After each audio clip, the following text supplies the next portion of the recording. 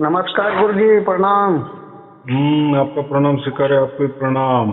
बोली बोली। गुरु जी, मैं तो करीब 3 साल से ये सुन रहा था प्रवचन आपका, अरे वाह, बहुत अच्छे बहुत अच्छे। और सार शब्द तो एक ही वीडियो में प्राप्त हो गया था। बहुत अच्छे बहुत अच्छे, शुभ आशीर्वाद। जैसे हमको तलाश था कि वो जो गुरु जी रामपाल जी के बारे में भी सत्संग में आप बताते हैं, वो और सब जो अनुयायी, हम किसी के बारे में कुछ भी बताते नहीं। नहीं लोग ही आपके पूछ बारे के है। हाँ आपके बारे में नहीं कर रहे हैं कि जो हाँ सत्संग में हम सुनते हैं, हाँ हाँ, बराबर। तो, हाँ हाँ तो उनसे मैं जुड़ा हुआ था। हाँ हाँ हाँ हाँ। तो इसीलिए वो कहते थे कि सात शब्द के लिए हमारे पास आना पड़ेगा और वहाँ पे परीक्षा होगी, और हाँ, ऐसे करके। तो मैं सोचा ऐसे भगवान ऐसे कैसे होते हैं कि यहाँ से फिर भाग जाएंगे, फिर हमारे से दूर चले जाएंगे। तो मैं बहुत दुखी रहता था, बहुत रोता भी था। हाँ हाँ हाँ। वो ऐसे घर वाले हमें सोचते थे कैसा बंदा पागल है कि लगा रहता है। लेकिन बस आप किसी को समझा रहे थे कि हाँ बस हाँ। उनके तरफ से होता है, परमात्मा की तरफ से, यानी तुम कोशिश कर लोगे नहीं होगा। और उन्हीं के कृपा से मैं आपका वीडियो मिला और हमारा मोक्ष हो गया। और मैं गर्व से कहता हूँ कि हमारा मोक्ष हो गया। एकदम बात। जैसे अब उसके बाद से हमें कोई तकलीफ नहीं होता है, न तो धन की कमी महसूस होती है, न कोई दुख आता जाता, ये भी कुछ भी महसूस नहीं होता। और एक ही बार आपसे बात करना था और खुशी हो गई। बराबर कि नहीं? देखो, आपको सार शब्द भी प्राप्त हो गया, वो भी एक प्रवचन में भी प्राप्त हो गया, बराबर, और वो भी उसकी तरफ से हो गया। और सबसे महत्वपूर्ण बात ये, आपको उसमें विश्वास भी हो गया कि हाँ, सचमुच में परमात्मा होते हैं और वही सार शब्द लखाते हैं। हाँ, और एक बात बताओ, मोक्ष देने वाला कौन होता है? परमात्मा ही होता है ना। हाँ, तो ये बात तो हमें ये महसूस हो रहा था। जैसे आप भी बातचीत में यही कहते हैं कि वो उनका काम है, वही लिखाते हैं। कितना लोग गुरु के पीछे पड़ जाते हैं, जैसे वो ध्यान हो जाता है, जैसे परमात्मा पे ध्यान नहीं जाता है कि गुरु के पीछे की कोई कृपा हम पे करे, लेकिन उनका कृपा तो सदैव रहता है। और मैं भी उन्हीं को चाहता था कि वही करेंगे जो है। मैं तो नहीं जानता हूँ कि परमात्मा कैसा होता है, कौन होता है, लेकिन हम उन्हीं के द्वारा लगाव लग गया। तो और ऐसा है, देखो क्या होता है, लोगों को धर्म ग्रंथ का अभ्यास नहीं होता। सबसे पहली बात, टाइम नहीं होता ऐसा समझो, या आलस होता है ऐसा समझो, या समझ में नहीं आता ऐसा समझो। ये जो गुरु लोग जो धर्म ग्रंथ आपको दिखाते हैं लंबे से कैमरा से, और आप उस पर भरोसा रखते हो ना, उसके पहले भी देख पाते हो, या आगे क्या लिखा है वो भी नहीं देख पाते। वो जो जितना दिखाता है और कहता है कि हाँ हाँ यहाँ ये होना चाहिए, ये यहाँ गलत लिखा है, नहीं नहीं यहाँ ये बराबर है। भाई फिर ग्रंथ ही मत बताओ ना। अगर वो ग्रंथ ही अगर गलत छपा है तो फिर उसका आप सहारा क्यों ले रहे हैं? माने आपके मुताबिक जो अच्छा है उसको अच्छा कहना, और जो आपके मुताबिक लाभ का नहीं है, लाभप्रद नहीं है, उसको गलत मानना। तो कैसा है, देखो हम जो है ना, अभी 1 महीने से मेरे हर वीडियो के पीछे 5 मिनट में मैं वो वेदों का दाखला देता हूँ। अभी से ऐसा समझो कि 1 महीना पहले से, बराबर।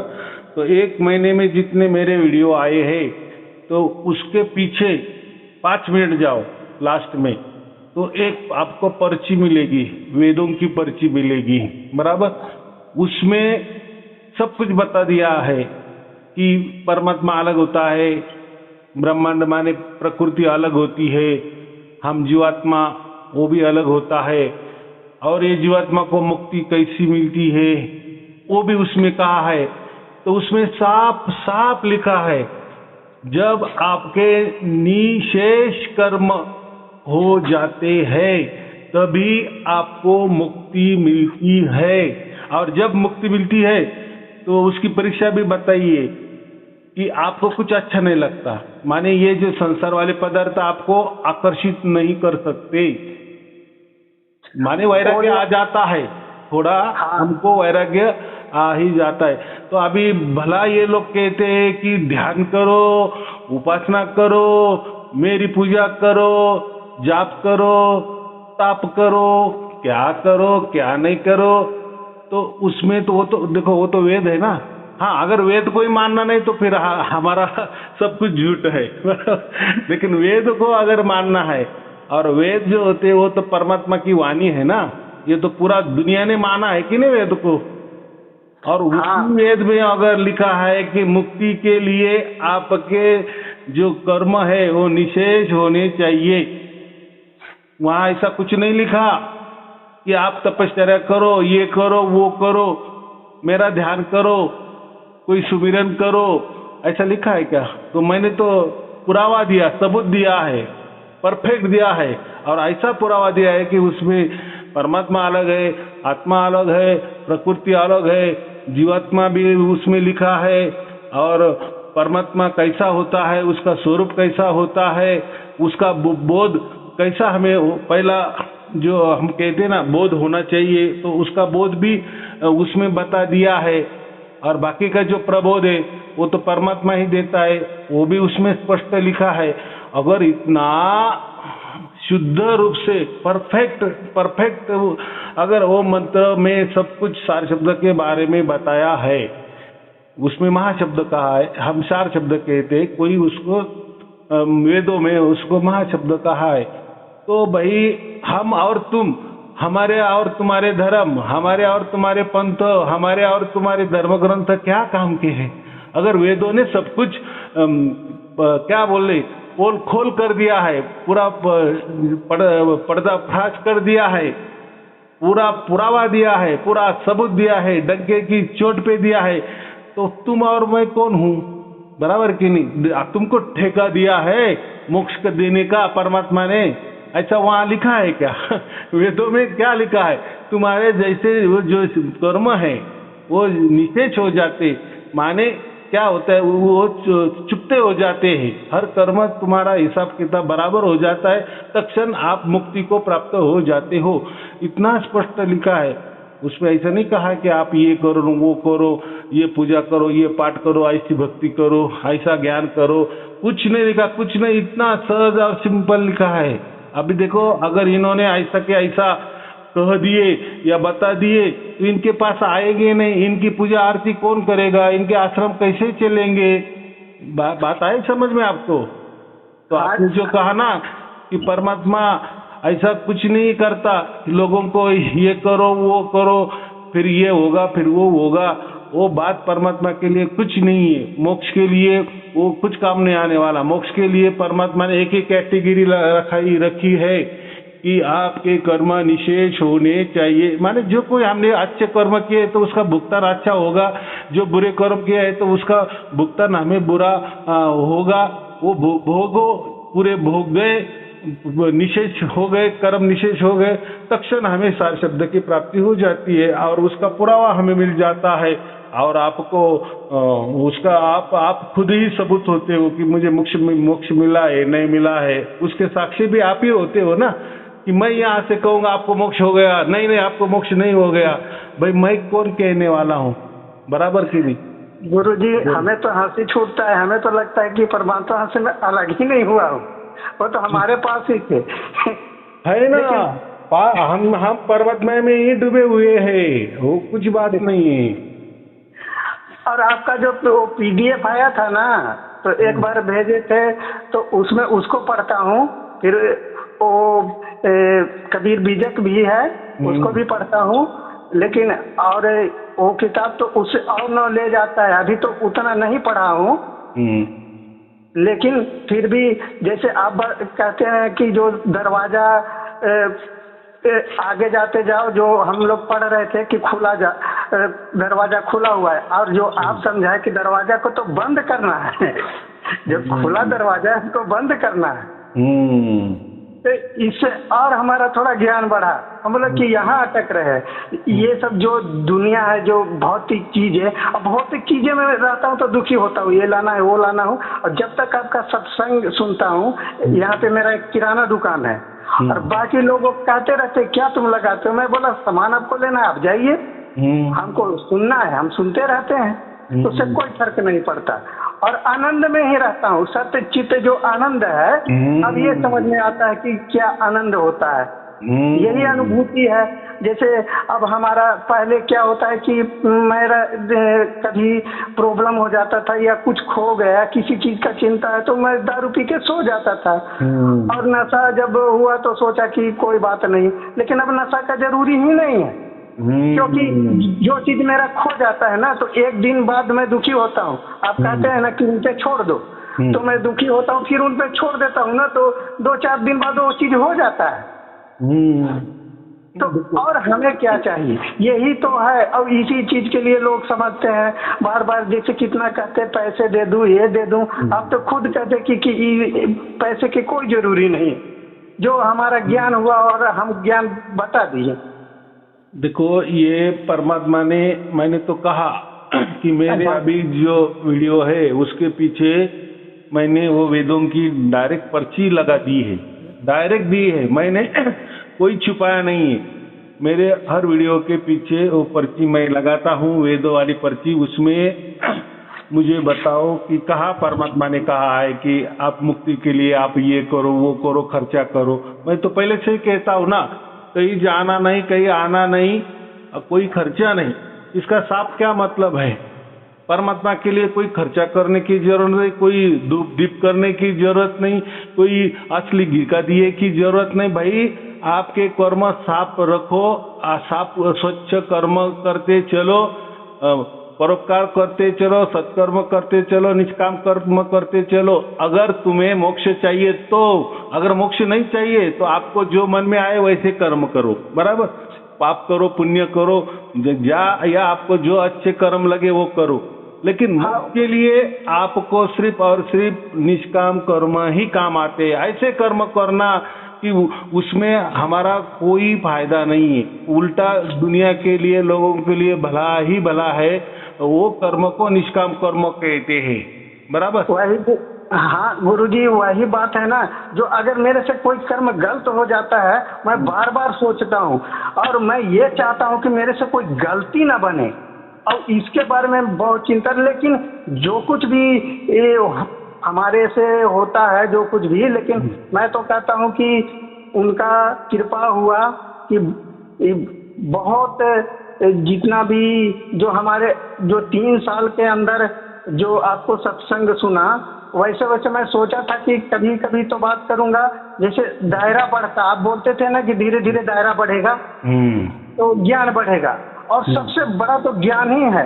और जब ज्ञान बढ़ता है किसी चीज को, जैसे जो बुरा काम रहता है वो जो मैं करने जाता हूँ तो मैं सोचता हूँ, ज्ञान तुरंत आ जाता है, नहीं ये नहीं करना चाहिए, ये खराब चीज है, तो वैसा लगता है। तो इसी वजह से मैं अपने दुनिया में रहता हूँ, अध्यात्म दुनिया में अच्छा लगता है आपको सत्संग, लेकिन भौतिक दुनिया में जाता हूँ तो फिर दुखी हो जाता हूँ, फिर वहाँ भी निपटारा कर लेता हूँ। लोग, मुझे नहीं लगता है कि कोई हमें बोले या रोके या किसी से मैं बहस करूँ, मैं किसी को नहीं बताता हूँ। घर परिवार में भी बोलते हैं तुम पागल हो, इन लोग को भी बोलता हूँ तुम देवी देवता जितना भी पूजना चाहते हो पूजते रहो, हो सके कभी न कभी मिल जाए, लेकिन हमें तो मुक्ति हो गया, मैं मोक्ष, यही अंतिम इच्छा था मोक्ष का ही। मैं धन दौलत के लिए नहीं वहाँ गया था, जो जैसे आदमी जाता कोई बीमारी के, वो बताते थे वहाँ पे, मैं बताया कि मेरे पास दुखी हो गया था शिव जी का पूजा करते करते, तो एक बार मैं सोचा फांसी ही लगा ले, क्यों इतना दुख हो रहा है, भगवान तो मिलते नहीं। उसी बात मैं शराब पी रखा था, एक सपना में, सपने बराबर है वो, आज भी बात हमको मतलब ध्यान भी वो आता है। एक आदमी आया तो बोला, मैं सपने में चला गया था तो बोला कि ये तुम मैं सोचा शिव जी ही है, भगवान ही है। तो बोले कि क्या कर रहे हो बच्चा? तो मैं बोल रहा वहाँ पे एक नदी था, तो नदी में 2-3 आदमी स्नान कर रहे थे। मैं बोला अरे बच्चा गिर जाओगे, तो उतना दूर से गहराई है, फिर बचने का सवाल ही नहीं है। तो मैं सोच रहा हूँ ऐसा क्यों बोलूँ। और वो बैठे थे तो अपने आप से वो बोले कि बहुत अच्छा लग रहा था, ठंडापन लग रहा था, जैसे गर्मी था तो उसमें बहुत अच्छा उनके सामने। तो वो बोले कि तुमको चाहिए तो परमात्मा को ढूंढो। और उतना देर में मेरा सपना टूटा। परमात्मा को मैं सोचा कहीं फोटो वोटो होगा या परमात्मा लिखा हुआ, ऐसे तो सारे देवी देवता को तो जानता हूँ, तो परमात्मा का भी कोई फोटो होगा जो भगवान होंगे, लेकिन वो कहीं मिला ही नहीं। और उसके बाद से एक किताब आया ये रामपाल जी का, उसमें लिखा था कि परमात्मा वहाँ पे मिलते हैं, परमात्मा के बारे में सब लिखा हुआ था। मैं सोचा कोई मंत्र पढ़ूं, बहुत दुखी था, गरीबी हालत था। तो वो धन भी मिलता है उनसे, मतलब धन दौलत भी देते हैं। तो उसके बाद से मैं उनसे, उसमें लिखा हुआ था परमात्मने नमः और पूर्ण परमात्मा, तो पूर्ण ब्रह्माय नमः मैं जप करने लगा। वो बोले कि जब जड़ में पानी दोगे ना तो जड़ को पूजा करना चाहिए, तो परमात्मा जड़ में होते हैं। तो मैं सोचा परमात्मा जड़ में होते हैं। उसी तरह से मेरे पास एक जमीन था बिका और वो 10 लाख रुपए आए। तो आज भी पैसा वैसे पड़ा हुआ है, जबकि जरूरी नहीं है पैसे को। और वो तब मैं सोचा कि अब तो धन तो मिल गया, अब मोक्ष चाहिए। इसी वजह से नाम दीक्षा लिए थे, मोक्ष के लिए ही लिए थे, मुक्ति होने के लिए। और मेरे पास कोई लालच नहीं था। वो कहते हैं कि जब घिस जाएगा ना, जब शरीर में जो आत्मा घिस जाएगा कुछ नहीं बचेगा, उसके बाद मुक्ति हो जाता है। अब समझ में आया कि कैसे घिस जाता है, वो सब समझ में आता है, अब आ रहा है। यही बात है गुरु। अभी देखो, अब बोले कि आपका किराना का दुकान है, बराबर, बहुत अच्छी बात है, लोगों को अन्न देना। अभी देखो, अभी धंधा है। अब बहुत सारे लोग बोलते हैं कि गुरुजी आप जो बोलते हैं ना निष्काम कर्म करना, तो अगर हमने हमारा दुकान का सब कुछ लोगों को लुटा दे दिए तो फिर तो हम भूखे मरेंगे, तो कैसा क्या निष्काम कर्म कर सकते हैं? तो मैं बोला ऐसा नहीं है। देखो, अभी आपका उदाहरण देता हूँ कि आप अभी किराना का दुकान है, अभी जो भी कोई आपने वस्तु बेचेंगे वो सही सही बेचो, माने उसका मतलब असली बेचो, बराबर। और जो भी आपको बेचना है उसकी जो कीमत है ना, तो आप उसका खर्चा वगैरह निकाल के, अपने भी बाल बच्चों को निकाल के, जितना हो सके ज़्यादा से ज़्यादा कम उसमें नफा लेके वो वस्तु बेचो, बराबर। ऐसा कोई नहीं कहता है कि परमात्मा की आप वो वस्तु लाए और उसी कीमत में लोगों को दे दो, ऐसा परमात्मा भी नहीं कहेगा। लेकिन परमात्मा क्या कहता है कि जो भी चीजें बेचोगे वो असली में वाली वस्तु ये बेचो, डुप्लीकेट नकली मत बेचो। और सबसे महत्वपूर्ण बात, जो नफा होता है उतना ही लो कि जिससे सफिशिएंट है, बराबर, माने ज़्यादा भी नहीं और कम भी नहीं। तो जो चाहिए कि इतना हमें उसमें मिलना ही चाहिए, बस उतना। लेकिन ऐसा अपेक्षा नहीं करना कि 10 रुपए की वस्तु में मुझे 100 रुपए मिलने चाहिए, तो ये गलत है, बराबर। 10 के हिसाब से जितना उसमें चाहिए उतना ही लेना, इसको भी निष्काम कर्म कर बोल सकते हैं। अगर कोई नौकरी पे है तो हमारी नौकरी में हम ईमानदारी से नौकरी करें, प्रामाणिकता से नौकरी करें, तो भी वो भी निष्काम कर्म ही हो जाता है। ऐसे हर काम में निष्काम कर्म आपके हो जाते हैं। अगर उसमें भी आपको डाउट है कि मेरा निष्काम कर्म हो रहा है या नहीं हो रहा है, तो उसके लिए तो सार शब्द तो हमारा चालू रहता है, और जब भी चालू रहता है तब हमारे मन में जो भी अच्छे विचार आते हैं तो वो भी निष्काम कर्म ही उसके बन जाते हैं, या अच्छी सोच हम करेंगे तो वो भी निष्काम कर्म ही बनते जाएंगे। तो ऐसा कुछ नहीं है। या जिसको सार शब्द प्राप्त नहीं हुआ, कम से कम सार शब्द का जो अर्थ वाला जो उसका हम क्या बोलते हैं, उसका जो भाई है ऐसा समझो, माने सगुन वाला या प्रकृति वाला, वो जो मंत्र होता है, गुरु मंत्र होता है, उसका भी स्मरण में रख के आप कर्म करोगे तो भी आपके निष्काम कर्म होते जाएंगे। बराबर। तो ऐसा नहीं है तो कोई बोलेगा नहीं नहीं मुझे सार शब्द प्राप्त नहीं होगा, मैं निष्काम कर्म कैसा करूं, जब मुझे सार शब्द प्राप्त होगा तभी मैं ये रास्ते पे आ जाऊंगा। तो ये फिर एक चालाकी हो गई ना, यानी परमात्मा को हम अक्षर लगा रहे। तो मैंने तो सब रास्ते खुले कर दिए, आप बताओ आपको क्या प्रॉब्लम है। ठीक है, आप बोले कि मुझे सार शब्द अभी तक प्राप्त नहीं हुआ, तो हम कैसे गए। चलो गुरु मंत्र लो, गुरु मंत्र स्मरण में रखो और काम करते चलो, प्रामाणिकता से काम करो, सच्चे से काम करते चलो, लोगों की भलाई करते चलो, वो हो जाता है निष्काम कर्म। उसमें क्या है, जब निष्काम कर्म आपके ज्यादा हो जाएंगे, परमात्मा तो सब कुछ देख रहा है, बराबर, वो प्रकट हो जाएगा। इतनी सहज बात है। बोलो। यही बात तो गुरुजी मैं सोचता हूँ कि ये सार शब्द तो अब ये 3 साल के बात है, लेकिन मेरे माता पिता नहीं रहे थे, मैं अकेला हो गया था, तब से यही सोचता था कि सबसे बड़ा भगवान को पूजा करूंगा। और देखिए हम वो तो सब कुछ जानते हैं, यही तो मैं सोचता हूँ कि वहां से ला के घुराते घुराते कहाँ कहाँ कैसे कर दिए। मेरे पास ज्यादा समय नहीं दिया हूँ, पर 3 साल वो गुरु के पास दिया हूँ। कोई 18, 20 साल, 15 साल कहते हैं, वैसा नहीं है। लेकिन वो शुरू से मैं निष्काम किया हूँ। जैसे सार शब्द प्रकट होने के पहले से ही, जैसे किसी को मैं दिल नहीं दुखाता हूँ। आप अगर खुश मेरे से अगर 500 रुपए ले लिए, आप खुश हैं तो ले लीजिए, हमें भी तकलीफ नहीं है। और इसी भाव से मेरा जीवन चलता रहा। तो मैं सोच रहा था गुरुजी की जो आप ये जो भेजते हैं, वो जैसे कुछ भेजते रहते हैं तो हमको मन नहीं लगता है। हमको प्रॉब्लम यह है कि जैसे से लोग पूजा वूजा करते हैं, सब मानते हैं, होली दीपावली ऐसे सब गुजरता है, मुझे लगता है कि ये क्या करते हैं।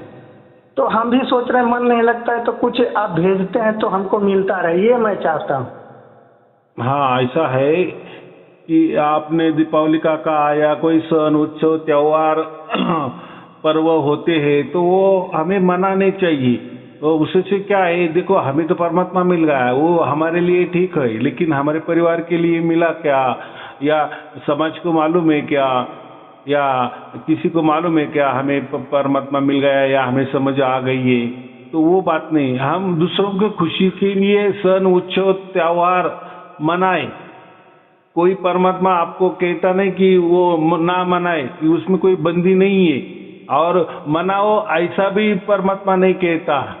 लेकिन हमें मालूम है ना कि हमें सार शब्द की प्राप्ति हो गई और दूसरों को नहीं हुई है, उनके खुशी के लिए अगर उनका दिल कर रहा है, कोई मूर्ति पूजा कर रहा है, कोई आरती कर रहा है, तो उन्हें कर देना चाहिए। बराबर। ऐसा नहीं कि मुझे मालूम है कि इसमें कोई राम नहीं है या वो ये झूठ है, तो ऐसा नहीं। देखो वो हमारे लिए झूठ है, लेकिन सबको तो सार शब्द की प्राप्ति नहीं हुआ ना, सबका विवेक तो नहीं जगा ना, तो फिर हम दूसरों को कैसा बोल सकते हैं, बराबर कि नहीं। तो मेरे तो इसमें तो मैं किसी को ऐसा कभी नहीं कहता कि ये मत करो वो मत करो, कोई बोलने की जरूरत नहीं, करो भी बोलने की जरूरत नहीं और मत करो बोलने की भी जरूरत नहीं है। आप किसी गुरु में जुड़े हो, किसी का मंत्र लिए हो, कोई विचारधारा पे चल रहे हो तो चलो, मैं ऐसा कभी नहीं कहा कि आप वो गुरु को छोड़ दो, वो ये है वो है, नहीं। देखो आपको अगर प्राप्त हुआ ही नहीं है तो आपका विश्वास कैसा बैठेगा, और फिर जब विश्वास बैठेगा तब वो गुरु को छोड़ना है नहीं छोड़ना है वो भी आपके ऊपर है। यहाँ हमें कोई शिष्य नहीं बना रहे ना, बराबर कि नहीं, हम संत बन रहे। संत का मतलब क्या होता है कि हमें परमात्मा थोड़े विशेष जवाबदारी दे रहा है अन्य लोगों के लिए, बराबर। और शिष्य जो होता है, शिष्य और गुरु ये दोनों का संबंध होता है। कोई शिष्य सिर्फ वो उनका पंथ माने, जो उसके गुरु का जो पंथ है या धर्म है या जो संस्था है उसके बढ़ाने के लिए ही वो काम करेगा, बराबर। उसके लिए उसका गुरु ही परमात्मा है, उसकी संस्था ही उसका पूरा संसार है। तो हमें उसमें कोई क्या दखल अंदाजी नहीं करनी है, बराबर। वो हमें मालूम है ना कि इसमें क्या राम है नहीं है, लेकिन जो अभी उसमें है या वो जो गुरु को पकड़ा है उसने, तो उसको तो उसके ऊपर विश्वास है ना, तो वो तो गुरु जी हमें मैं ज्यादा उसमें। हाँ बोलो। उसमें नहीं करता हूँ। जो जैसे जो कोई कहता है मेरे घर के अपना बात कह रहा हूँ गुरु जी, वो मेरी पत्नी है ना, वो शिव जी के मानती है। मैं कहता हूँ कि खूब पूजा मन लगा के करो, इसके बारे में मैं किसी को बताना ही नहीं चाहता, क्योंकि ये समझ ही नहीं पाएंगे। क्योंकि हाँ, अभी आपने लाख टके की बात की, समझ नहीं पाएंगे तो क्या हो जाएगा, उल्टा झगड़ा हो जाएगा। अब अच्छा बिठाया परिवार ये हो जाएगा। क्यों भाई, देखो आपने अलग जन्म लिया है और आप अलग तरीके से मरने वाले हो, ये तो सब किसका सब कुछ सबका अलग थलग रहता है कि नहीं, वैसा सबका अलग थलग भाग्य है कि नहीं। अभी वो अच्छी कर रही है या बुरी कर रही है, वो फैसला देने वाले आप नहीं ना। देखो आपको भी, देखो आपका भी जिंदगी इसके पहले कोई देवी देवता की मूर्ति के पूजा पाठ में गया होगा, किसी गुरु पर आपने आपका दिल न्यौछावर कर दिया होगा, पूरा जिंदगी उसके दाव लगा दिया होगा। ऐसा होता है ना, एडिक्ट बन जाते हैं किसी गुरु के, हरमास के गुरु के ऊपर एडिक्ट बन जाते हैं। किसी संस्था, उसको संस्था ही सब कुछ लगने लगती है, वो गुरु ही सब कुछ लगने लगता है, या उसने जो भी दिया है उसको, तो वो बाद में हमें परमात्मा की दया से ये प्राप्त हो गया, फिर हमें ज्ञान आ गया। तो होता है ना, जब स्कूल हो जाने के बाद ही आपको कॉलेज होता है ना। हाँ जी। तो ऐसा ही ये आपका सब कुछ हो गया, तब आप यहाँ ये मौका पे ये हो गए। तो ऐसा ही उनका भी समझना, वो भी धीरे धीरे आएंगे, लेकिन हमारी कोई जोर जबरदस्ती नहीं करनी है, बराबर। वही तो मैं बता रहा हूँ गुरु जी, जैसे मैं अपना पत्नी के, अपना परिवार तक के नहीं बताता हूँ, उनका खुश रहता होगा तो जितना कहता हूँ, जितना आपको भोले शंकर का जितना पूजा पाठ हो बहुत करती है, कहता हूँ करते रहो, हम दखलंदाजी किसी को नहीं करते, क्योंकि ये जो बात है ये परमात्मा मुक्ति का, मोक्ष का, और इन लोग के अभी जिंदगी जीना है, और चाहिए धन चाहिए, दौलत चाहिए, ये चाहिए वो चाहिए, लेकिन जब जिसको चाहिए तो फिर मुक्ति कैसे मिलेगा। हाँ, लेकिन ऐसा है ना, उनको अभी पैसे की जरूरत है, उनका संसार अच्छा होना चाहिए, उसकी जरूरत है, उनकी कामनाएं पूरी होनी चाहिए। अभी उनका मकसद वो है ना, अभी उनका मकसद मोक्ष वाला नहीं ही है, तो क्या करें आप। तो इसीलिए गुरुजी मैं कहता हूँ कि जितना भी मेरे पास पैसा होगा, धन दौलत तुमको दे दूंगा, मेरे पास कमी नहीं होगा, क्योंकि जब मेरे पास परमात्मा है, मैं निष्काम भाव से काम करता हूँ हर चीज, तो गलत हो ही नहीं सकता। मैं इतना अडिग हूँ, इतना मेरे पास विश्वास है कि वो गलत ही नहीं हो सकता। वो सब कुछ देख रहे हैं। मेरे पास अगर 10 रुपए है, उसमें से भी मेरा 2 रुपए निकाल के 8 रुपए, 2 रुपए बच जाएगा। 8 रुपए मैं बेच दिया सामान, तो उसमें से भी मेरा 2 रुपए बच गया, और वही 2 रुपए 1 रुपए के मैं जिंदगी जीता हूँ। जिसको गाड़ी लेनी है, क्या करनी है, मेरे पास एक साइकिल है, और साइकिल से सामान लाता हूँ बाजार से, और वो गांव में आके बेचता हूँ, और यही मेरा, और इसी से मैं इतना खुश और संतुष्ट रहता हूँ कि कोई चीज का कमी नहीं है। घर परिवार वाले को कहता हूँ कि सब कुछ तुम लोग के लिए मैं दे दूंगा, क्योंकि मैं तो परमात्मा से मांगता हूँ, और वो जानते हैं कि इसको जरूरी है, और जो जरूरत वाला चीज है, क्योंकि ये भौतिक चीजों से तो लगाव मैं नहीं रखता हूँ, लेकिन जब तक जीवन है तब तक तो रखना पड़ेगा, क्योंकि भोजन है, पेट है। हाँ, जितना जरे वो तो लगेगा, और रखना ही, ऐसा किसी को बांट नहीं देना। जो अपना है वो अपने पास ही रखना, माने जितना जरे उतना तो 100% रखना, बराबर। हाँ, ज्यादा रखने की जरूरत नहीं, वो आप उसके लिए निष्काम कर्म करो, और उसमें वो ज्यादा से ज्यादा जाने दो, बराबर। वो अच्छी बात है। तो मुझे इतना ही कहना है कि देखो, आपने पहले से ही मोक्ष की इच्छा की थी ना, कि मुझे मोक्ष ही चाहिए, इसलिए आपको मिल गया। और आपने जो कहा घर वालों का, अगर उनकी इच्छा वो नहीं है, तो माने उनको मोक्ष ही समझता नहीं है, तो फिर आप क्यों माथा पच्ची करे। तो उनका जो चल रहा है चलने दो। सिर्फ गुरु जी एक बात कहना चाहता था। हाँ हाँ, जैसे अब मैं एक गायत्री मंत्र भी बहुत पहले पढ़ा हूँ, हाँ हाँ। तो कितना बार जप किया हूँ उसका तो कोई गिनती नहीं है।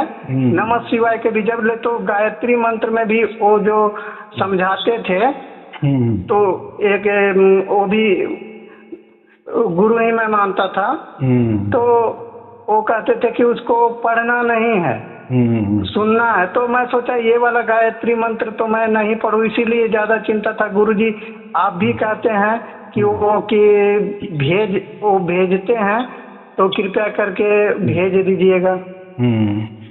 ऐसा है, कोई भी जो मंत्र होता है ना, आपने गायत्री का नाम लिया, तो मैं कहता हूँ कि ऐसे हजारों मंत्र है, लेकिन मंत्र सिर्फ रटने से कुछ नहीं होता।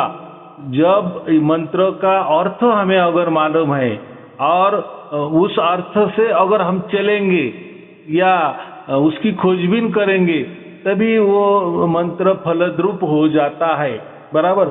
अभी गायत्री मंत्र जो लिखा है उसका अगर आपको अर्थ ही मालूम नहीं है और अर्थ मालूम हो गया, जाने के बाद वो प्रैक्टिकल में आपने लाना जरूरी है कि नहीं, उसी हिसाब से रहना जरूरी है कि नहीं, तो तभी वो मंत्र फायदे देते, नहीं तो मंत्र कुछ काम की नहीं है। ऐसा रहते रहते कोई कहते ना, वो तो साक्षात लोग तो माला लेके बैठते हैं, लोगों को भी दिखाते हैं कि मैं माला जप रहा हूँ। कोई तो अपना जो माथे पे इतना कोई चंदन लगाते हैं, कोई बड़े बड़े तिलक लगाते हैं। तो ये क्या है, ये सब हम क्या कहेंगे, उसको नखरे कहेंगे, उसको ढोंग नहीं कहेंगे, लेकिन ये नखरा है, लोगों को दिखाना है कि हम देखो हम कितना परमात्मा को मान रहे या जो उनके दिलो दिमाग में परमात्मा बैठा हुआ है। तो परमात्मा कोई ऐसा नहीं कहता कि मेरा शो करो, बराबर, लोगों के सामने माला क्या जपना, बड़ी बड़ी मालाएं धारण क्या करना है, बड़े बड़े तिलक लगाना है, ये जो क्या बोलते हैं हम, केस ऐसा बड़े बड़े रखना या छोटा रखना, तो उसमें बहुत, तो दिखावा परमात्मा को बिल्कुल भी पसंद नहीं है, बिल्कुल पसंद नहीं है। क्योंकि मैं तो कहीं भी ऐसा नहीं लिखा है परमात्मा ने कि तुम ऐसा करो, वैसी वेशभूषा करो। तो ये क्या है, ये लोगों को दिखाते हैं कि देखो मैं कितना भगवान को मानने वाला हूँ या कितना भगवान को प्यारा हुआ हूँ। तो ये गलत बात है। कोई वही तो गुरुजी वही मैं बता रहा हूँ कि वही तो मेरा भ्रम था। जैसे हमें तो मालूम नहीं था ना, पहले के बात कर रहा हूँ, तो मैं पढ़ते जाता था, बोलते थे कि जितना पढ़ोगे फिर लाभ होगा, लेकिन इतना पढ़ा करीब 2-3 साल, लेकिन कोई लाभ नहीं हुआ, बहुत दुखी रहता था। तो इसलिए आप किसी वीडियो में आप बता रहे थे, तो वही मैं सुन रहा था, इसी वजह से कहा कि इतना भी गायत्री मंत्र इतना रटा है, इतना जपा, फिर वो करें तुम लोग ठीक से नहीं किए होगे, इसे ध्यान से नहीं। तो उनका भी कहना सही है, लेकिन ध्यान लगेगा कहाँ? जैसे उतना ज्ञान ही नहीं था, सब तो ज्ञान से ही होता है। हाँ बराबर है, सब कुछ ज्ञान से होता है। तो अभी आपने कहा ना कि मेरे घर वाले ये करते, शिव जी की पूजा करते, मैं क्या बोल रहा हूँ, कोई किसी की भी पूजा करे कोई दिक्कत नहीं है, कोई हाड़मास को गुरु की पूजा करे कोई दिक्कत नहीं है, कोई मंत्र को जाप रहा है कोई दिक्कत नहीं है, लेकिन उस मंत्र में इतना ही ख्याल रहना चाहिए कि इस मंत्र का अर्थ ऐसा नहीं होना चाहिए कि मैं जो आत्मा हूँ वही परमात्मा है। अगर ऐसा किया तो आपका मोक्ष तो बहुत दूर की बात है, आपका हाल ही हाल होने वाला है। ऐसे बड़े बड़े जितने भी महापुरुष है ना, जिन्होंने भी खुद को परमात्मा मान लिया है और लोगों को भी मानने को कहा है, तो देखो वो तो खुद तो मान रहा है कि आत्मा ही परमात्मा होता है, मैंने मैं ही परमात्मा हूँ, और दूसरों को भी वैसे की वैसा मंत्र दे रहा है कि उसका भी अर्थ अगर वैसा ही हो रहा है कि मैं ही परमात्मा हूँ, तो फिर उनके जीवन देखो, उनके जीवन में ज्यादा से ज्यादा दुख भरा ही जीवन है। और जो मुखिया है ना, जिन्होंने खुद भी कहा कि मैं ही परमात्मा हूँ और दूसरों को भी वही मंत्र दिया और उसका भी अर्थ वही होता है कि मैं ही परमात्मा हूँ, तो जो मुखिया है ना, तो वो मुखिया को तो बहुत बुरा हाल होता है, बहुत बुरा हाल होता है, बहुत बुरा हाल होता है। तो ये कहना नहीं है। तो समझो आपने कहा कि मेरे घर वाले जो मंत्र कर रहे, चलो ओम नमः शिवाय कर रहे तो कोई बात नहीं है। ओम नमः शिवाय का अर्थ ये होता है कि मैं शिवा को नमन करती हूँ, चलो ये भक्ति हो गई, ये भक्ति हो गई। लेकिन अगर आप ओम सोहम करने लगे तो वो फिर भक्ति नहीं हो गई ना। वो सोम का तो साफ मतलब है कि वही मैं हूँ, वही परमात्मा मैं हूँ, तो फिर वो गलत है। जैसे शिवोहम का भी मतलब वही होता ना, का शिव मैं हूँ, ये भी गलत है ना। तो ऐसे बहुत सारे मंत्र होते हैं कि जिस मंत्र में ऐसा अर्थ आ जाता है कि जहाँ खुद ही परमात्मा है, या आत्मा ही परमात्मा है, या मैं ही परमात्मा हूँ, ऐसा अगर जहाँ भी आता है वो मंत्र कभी नहीं करने चाहिए, रटने चाहिए, नहीं रटने चाहिए। उससे आपका नुकसान ही नुकसान होने वाला है। एक तो गुरुजी यही मंत्र, गुरुजी एक मिनट, यही मंत्र तो मैं जपता था, वो जो जप दिए थे ना, ओम सोहम। हाँ, और उसी जपते जपते ऐसा लगा कि मैं तो मर ही जाऊंगा। और जिस दिन आपने आपका जो वीडियो आया वो भी किसी दूसरे के मोबाइल से, मैं वो थक के और रो रहा था, सुन रहा था कि ये क्या भगवान मिलेंगे या नहीं मिलेंगे, शरीर में भी दिक्कत आने लगी थी। लेकिन वो आपका ऐसा हुआ कि जिस दिन वो जो सार शब्द, मैं मंत्र ही पढ़ रहा था, तो कुछ करकराहट आवाज सी आई, लगा कि जैसे बादल गरज रहा है। आप कहते थे कि जैसे अब सार शब्द का एक ध्वनि होता है, तो वो एक बात तो मैं मंत्र पढ़ रहा था तो थोड़ा डर सा लगा, छोड़ दिया। फिर मेरे विश्वास नहीं हुआ कि वो है या नहीं है, तो 2-3 दिन तक ऐसे चला। फिर आपको वीडियो सुना तो कोई कहते ये काम से आ रहा है, उससे नहीं आ रहा है, तो आप कहते थे बात नहीं करना है, क्योंकि जब सार शब्द प्राप्त हो जाएगा तभी बात करना। तो उसके बाद से मैं सोचा कि जब हमें कंफर्म हो जाए तभी तो मैं बात करूं। और वो सोचते सोचते ये 3 साल यूं गुजर गया कि पता नहीं लगा, 3 साल हो गए आपको सुनते सुनते। और जब से दुख भी नहीं हुआ है उतना जितना पहले होता था। हाँ, और ऐसा है, आपने बराबर कहा कि आपको सार शब्द मिलने के बाद माने 3 बरस हो गए और आपका अच्छा भी चल रहा है, वो सब बात बराबर है। लेकिन आपने मुझसे वो ये दरम्यान 3 बरस के दरम्यान बातचीत नहीं की, तो उसमें कोई बुरी बात नहीं है, नहीं की तो नहीं की, ऐसा कुछ नहीं है। देखो मेरा तो कोई धर्मपंथ तो नहीं है, मुझे तो कोई शिष्य नहीं बढ़ाने हैं, और मैं ऐसा कोई दावा नहीं कर रहा हूँ भाई आपको परमात्मा मिल गया तो मेरे पास ही आ जाओ, ऐसा मैं कभी नहीं कहूँगा। और ऐसा है, जो मुझसे जुड़ना चाह रहे तो जुड़ो, नहीं जुड़ना चाह रहे तो भी मत जुड़ो। जुड़े तो भी आपका मोक्ष कंफर्म हो गया, और नहीं जुड़े तो आपका मोक्ष नहीं होने वाला है। ये बात गलत है, क्योंकि मोक्ष देने वाला मैं कौन हूँ? मैं कोई ठेकेदार नहीं हूँ। जो लोगों के पास मोक्ष कहीं समझता नहीं है, वो ठेकेदार बने हैं कि आ जाओ हमारे आश्रम में, हम आपको मोक्ष दे देंगे, कोई मंत्र दे देंगे। तो कोई मंत्र से आपको मोक्ष होने वाला नहीं है। कोई आप कितने भी रटे, कई लाख करोड़ भी मंत्र का जाप करे, आपको कोई ये होने वाला नहीं। हाँ, आपको थोड़ा मन को शांति मिल जाएगी। मन आपका यहाँ वहाँ जो दौड़ता है ना, तो वो जाप से आपका मन स्थिर होगा, लेकिन मोक्ष नहीं होगा। मैं ज़्यादा से ज़्यादा मोक्ष की बात कर रहा हूँ। हाँ, मंत्र जपने से आपका मन स्थिर होगा और आपका दिमाग थोड़ा अच्छा चलेगा। वो हो सकता है आपको मन को शांति मिलेगी, और आप मानसिक दृष्टया क्या हो जाएंगे, सक्षम हो जाएंगे। बस यही है जो सांसारिक फायदे है ना, या शारीरिक फायदे, वो आपको हो सकते हैं, लेकिन मोक्ष वाला उसमें दूर दूर तक कोई संबंध नहीं है। किसी भी मंत्र से कुछ भी आपको मिलने वाला नहीं है।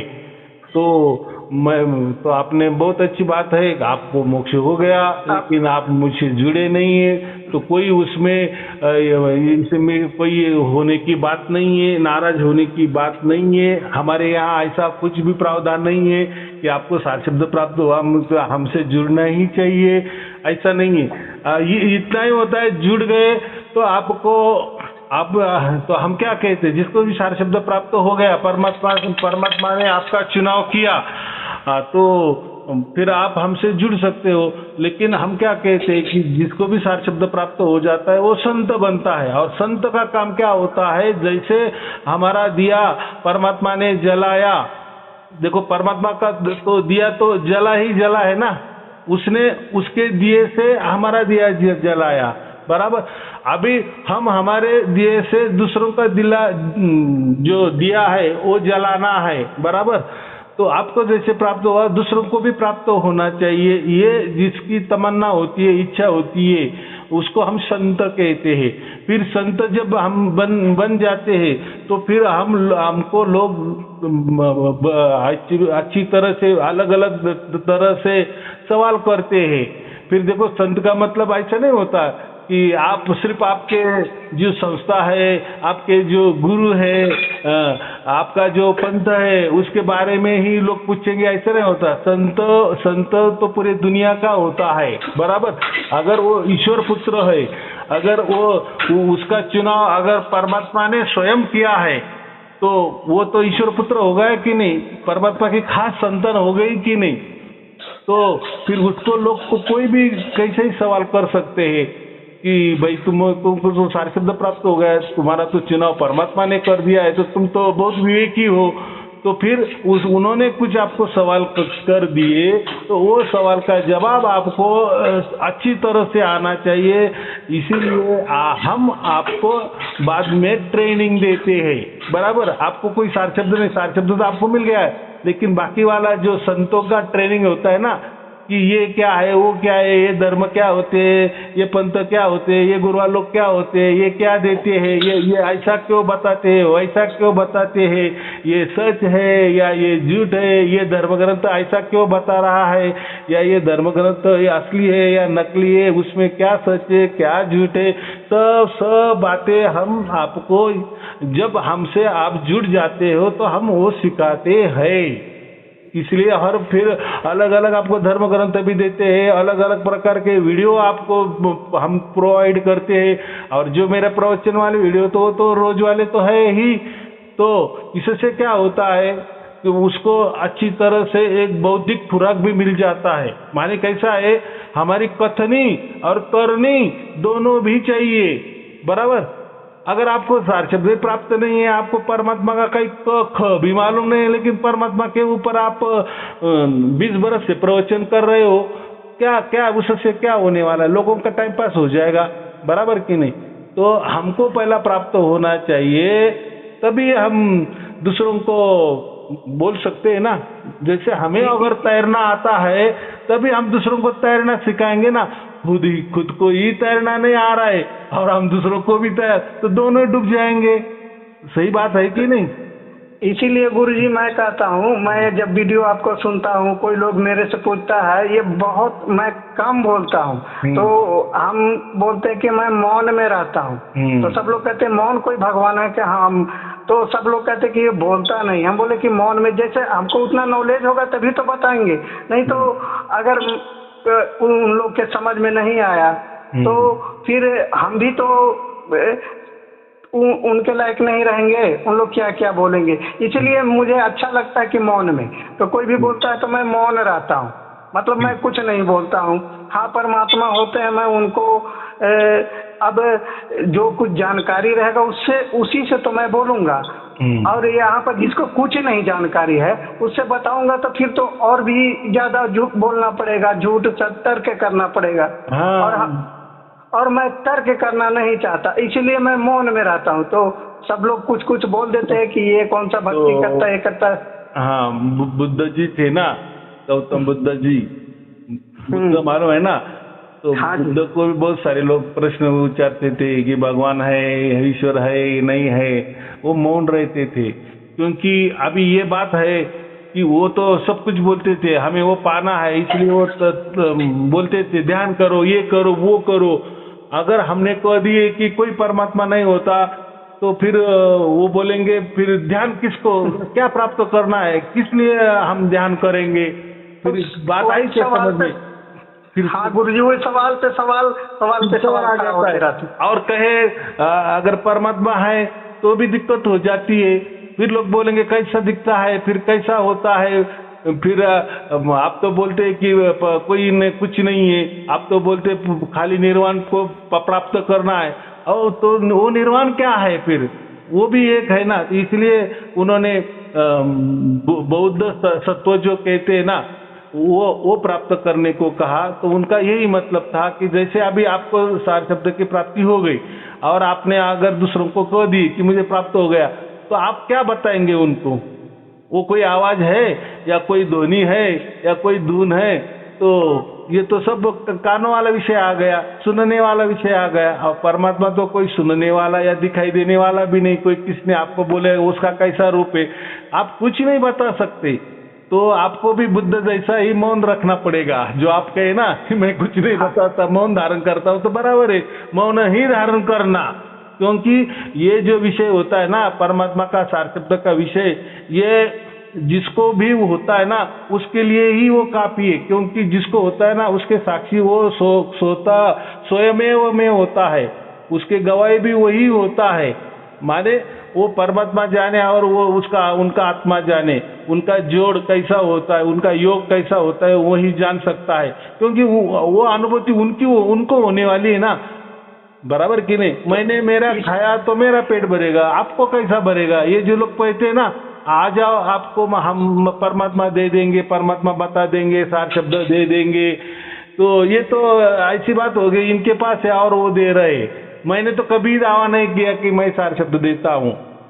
किसी भी वीडियो में मैं ऐसा कहता हूँ कि चलो मेरे पास आ जाओ, मैं सार शब्द दे रहा हूँ, क्योंकि मैं ऐसा बोलता ही नहीं।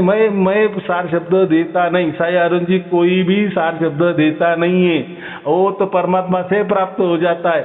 और लोगों को प्राप्त होने के बाद मुझे कहते हैं कि हमें प्राप्त हुआ, तो जो वैसे बताते हैं फिर उसके आधार पे मैं निर्णय देता हूँ कि हाँ ये बात बराबर है, आपका सही ट्रैक पर आप चलना है। और उसके बाद में जोड़ना है नहीं जोड़ना है वो बात अलग है। अगर आपको सचमुच में संत बनना है, लोगों की सेवा करनी है, और जो आगे शेष जीवन आपका बाकी है उसमें अगर लोगों का भला करना है, निष्काम कर्म करना है, तो फिर हमसे जुड़ जाओ। फिर हम आपको वैसी ट्रेनिंग देते हैं। इतनी सहज बात है। और कोई संत नहीं बनना है, बस आपका जीवन का भला हो गया, आपको मोक्ष मिल गया है, आपको कोई दूसरों का लेना देना नहीं, तो कोई जोड़ने की जरूरत नहीं है। ये भी बात है। और उसमें कोई परमात्मा नाराज नहीं होता, या परमात्मा ऐसा कोई नहीं कहता कि मेरा प्रचार करो, मेरा झंडा ऊंचा करो पूरी दुनिया में, क्या ऐसा कुछ नहीं। परमात्मा वो कुछ भी बातें नहीं करते। ये तो हम उल्टे कहते हैं कि भाई आपका शेष जीवन है, तो आपका चुनाव अगर इतना बड़े परमात्मा ने किया है, तो उनके लिए आप आपका शेष जीवन अर्पण कर दो। बराबर अर्पण करो, माने जैसे आपकी जोत जली तो आप दूसरों की भी जोत जलाते चलो। ये इसका तो निष्काम कर्म कहते हैं ना, और मर जाओ, ये बात है। बराबर। तो गुरुजी यही मैं सोचता हूँ कि जब भी मैं करूँगा तो अपने घर से बोलूँगा, सोचूंगा, कोशिश करूँगा। जब अगर अपने घर से कुछ तो सीख लूँगा तो आगे भी बोल सकता हूँ ना। हाँ। क्योंकि तो इसीलिए मैं ये समझ के चलता हूँ। कहने का मतलब है कि अब हमें उतना ज्ञान धीरे धीरे और बढ़ेगा तो मैं बोलने लगूंगा। हाँ। ये तो उनके ऊपर है, ज्ञान है, वो परमात्मा धीरे धीरे ज्ञान देते हैं तो सब समझ में आता है। अब कुछ भी नहीं आता था, मैं इतना आ गया। ये गुरुजी आपसे बात कर रहा हूँ, 3 साल के बाद तो मैं बोला हूँ, मैं मौन ही में तो था। मैं कि एक बार कॉल लगाता था आपको, उठाए तो ठीक है, नहीं उठाएंगे तो नहीं उठाएंगे, उसमें भी खुश। और मैं अंदर से हमेशा खुश रहता हूँ, अंदर से। और बाहर से लोग कहते रहे यार तुम चुपचाप एकदम दुखी ही रहते हो, कभी खुश नहीं रहते हो, लेकिन खुशी तो अंदर है। तो यही बात है गुरुजी। और अभी तक सब ठीक ठाक है। मैं सोचता हूँ कि हमें भी जोड़ लीजिए, कुछ ज्ञान मिलते रहेगा तो कुछ ठीक है, अभी आप मिलेगी है तो हम जुड़ लेते हैं। लेकिन ऐसा कभी नहीं समझना कि सार शब्द प्राप्त हो गया माने जुड़ना ही जरूरी है, ऐसा कुछ नहीं होता। ये अंधविश्वास है। बराबर। हाँ, अगर आपको लोगों की सेवा करनी है, जैसा आपका भला हो तो वैसा दूसरों का भी भला हो, अगर ये इच्छा है तो ही जुड़ना। क्योंकि देखो जुड़ गए तो आपको धर्म ग्रंथ आपके हिसाब से पढ़ना पड़ेंगे, थोड़े थोड़े धीरे धीरे पढ़ो। या जो हम प्रवचन देते हैं, अलग थलग प्रवचन देते हैं, दूसरों लोगों के प्रवचन देते हैं, थोड़ा विचार देते हैं आपको अलग, तो वो भी एक आनंददायी बात होती है। जिनको ज्ञान का ज़्यादा आनंद होता है उनको और ज्ञान उनका बढ़ता है, और सच्चाई नज़र आती है कि दुनिया में देखो ये गुरुआ लोग कैसे कैसे ठगते हैं। अगर हम पूरी प्रशिक्षित बनेंगे तो ये आप दूसरों की गलतियाँ निकाल सकेंगे ना। हमें गलतियाँ क्या उनके यहाँ जाकर नहीं करनी है, लेकिन जो लोग वो गलतियाँ भुगत रहे उनको कम से कम हम समझा दे सके कि भाई ये सब गलत है, ये ऐसा नहीं होता है, बराबर। हमें कोई दूसरों को कोई बदनाम नहीं करने, किसी संस्था को बदनाम नहीं करना है, किसी जो गुरुआ लोग हैं उनको कोई हमें कोई क्या बोलना है उनसे। देखो उन्होंने जो बोल कहते हैं ना, जो सोने का ढोंग कर रहा है उसको आप कैसे जगा सकते हो, बराबर। और क्यों हमें जगाना है, वो उसका काम कर रहा है, वो भी परमात्मा का बच्चा है, उसको जैसा काम दिया है वो वैसा काम कर रहा है, अच्छा कर रहा है बुरा कर रहा है वो जाने और उसका परमात्मा जाने, बराबर। हमें जो मिला है हम जाने और हमारा परमात्मा जाने, इतनी सहज बात है। अभी इसमें कोई छुपा छुपी का खेल है, सब कुछ सरल है कि नहीं। हाँ गुरु जी, पहले मैं भी जब वो जुड़ा था जब गुरु से, तो मैं भी बहुत बोलता था, वो किताब लेके चलता था, Kabir is God, Kabir is God, Kabir है भगवान, कबीर ही भगवान। तो बहुत भला बुरा हमको बोला गया, बहुत मतलब इतना दुखी हो गया था। फिर मैं ये शपथ लिया कि मैं बिल्कुल छोड़ दूंगा, सिंपल हो जाऊंगा, कोई नहीं जाने। और वही मेरा एक ही आसरा था, बस आपका सत्संग सुनना, और वो टेप लगा देता हूँ दुकान में, आवाजें मतलब बॉक्स लगा देता हूँ, सुनते रहता हूँ, मतलब कम साउंड में। और लोग आते जाते रहते हैं, खरीदते रहते, बोलते हैं क्या सुनते हो, तो बोलते हैं कि ये हमारे परमात्मा है, ये वचन है, गुरबानी है, यही सुनता हूँ। और एक आदमी तो लगा कि उसको अट्रैक्शन हुआ, वो मेरे पास 2-3 दिन आया, बोला मैं भी परमात्मा में रहता हूँ, कुछ अच्छा लगता है, कुछ अजीब टाइप पर लगता है, ले सुनना चाहते हैं तो सुनिए। और अभी भी आता है एक आदमी, तो उसको भी कुछ लगता है, तो मैं वो किसी को ये कहता नहीं। और वो वैसे ही जो आते जाते रहते हैं, लेकिन मैं ये सुनना जारी रखता हूँ, ये बंद नहीं। कितना आदमी बोलते हैं कि ये सब क्या लगा, तो ठीक नहीं लगता है। आप लोग को ठीक नहीं लगता है तो आप लोग, मैं कम साउंड में सुन रहा हूँ, मेरे पास मत आइए क्योंकि तो, मेरा तो काम है बेचना। देखो तो हाँ कैसा है, अभी आपने जो कहा ना कि कबीर इज गॉड वगैरह वगैरह, तो वहाँ देखो वो कबीर साहिब परमात्मा है, इसके बारे में लोगों को बोल रहे हैं, बता रहे हैं, माने आपने संस्था में आ जाओ ये कह रहे हो, लेकिन कोई परमात्मा खुद कबीर साहिब ने ऐसा कहा है क्या मेरा प्रसार प्रचार बढ़ाओ, या परमात्मा ने कोई कहता है क्या। देखो कोई जरूरत नहीं होती। अभी देखो ये जो मैं है ना, मैं तो लोगों को ऐसा ही कहता हूँ, भाई तुमको अगर लग रहा है तो दूसरों को बताओ, नहीं तो कोई जरूरत नहीं है, बराबर। कोई मुझे ऐसा परमात्मा ने नहीं कहा है कि मेरा प्रसार प्रचार करो, तो ये क्या हो गया, ये और ये ऐसा होता है क्या, और वो मेरे हाथ में है क्या।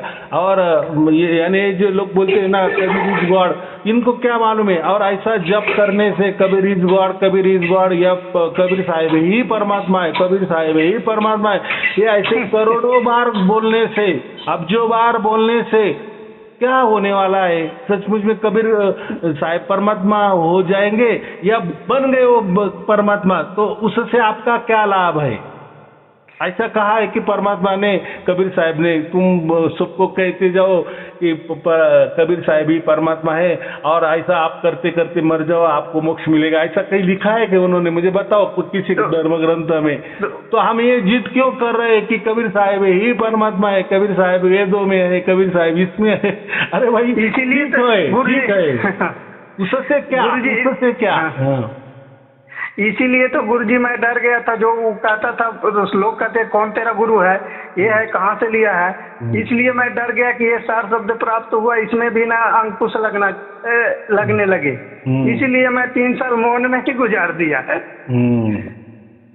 तो ऐसा है, मुझे इतना ही बोलना है कि कबीर इज गॉड कहने से या कबीर ही परमात्मा कहने से या लोगों को भी क्या बोलते हैं कनपट्टी पर बंदूक रख के कहो कि कबीर साहब परमात्मा है, कबीर साहब इसमें, तो इससे क्या होने वाला है? या कोई जाप करने से, मंत्र जपने से कोई आपको मोक्ष होने वाला नहीं है। ये तो सीधा साधा उदाहरण आपका खुद का है, जो आपने कितने साल कबीर इज गॉड किया, लेकिन असल में तो इधर अलग ही निकल गया। तो ये ना ऐसा कोई बात थोपने से, कोई लोहे को अगर हमने कहा कि तू सोना है, तू सोना है, तू सोना हो जा, तू सोना हो जा, तो कोई लोहा सोना नहीं बनेगा। ये मूर्खतापूर्ण बात है ना। तो वही बात तो गुरुजी है, पहले तो ज्ञान ही नहीं था, समझ में ही नहीं आता था, तो इसी वजह से लोग चलते हैं और सब लोग यही कहते हैं और इसी वजह से धोखा भी खाए हैं। तो ऐसा है कि चलो आपने आपके हिसाब में, जब वो आपके हिस्से में आ गया वो आपने भुगत लिया, बराबर।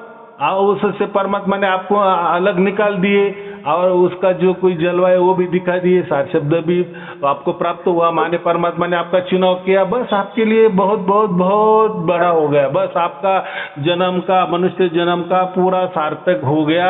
आपको जीते जी परमात्मा मिल गए, मोक्ष मिल गया है, और क्या खुशी चाहिए, और क्या रहता है? मनुष्य जन्म का तो यही तो रहता है, मोक्ष पाना रहता है।